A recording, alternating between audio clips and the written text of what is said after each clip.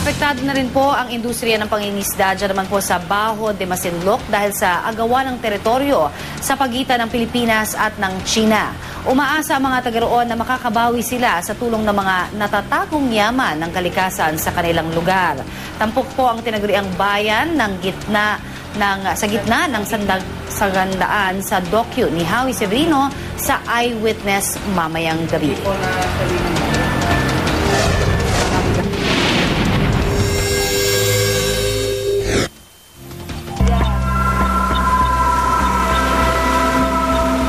Pangalang Masinloc naging matunog na sa balita kamakailan.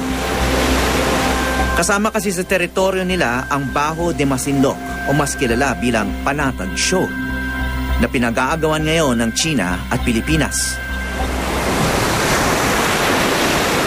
Pangingisda ang isa sa mga pangunahing kabuhayan dito.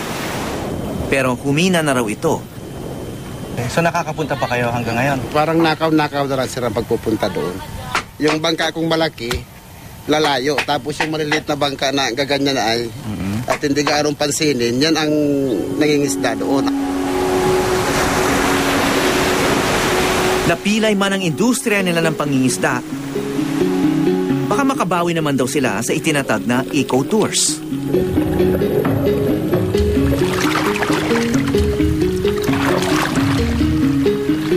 At bukod sa kanilang mga bakawan, nandito ang isa sa pinakaunang marine sanctuary sa bansa. Nandito na tayo ngayon sa San Salvador Island na kung saan makikita natin yung big sanctuary. We have 127 hectares.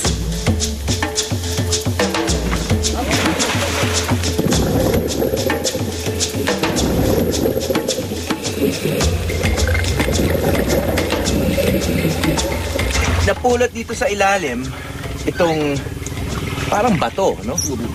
Pero sa ilalim, ano siya, may guhit-guhit na gano'n. Isang uri kasi ito ng starfish. Mukha lang siyang bato.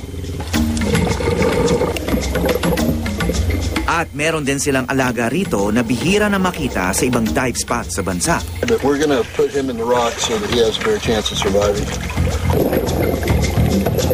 Isang first-class municipality, marami palang yamang nakatago rito sa Masinloc.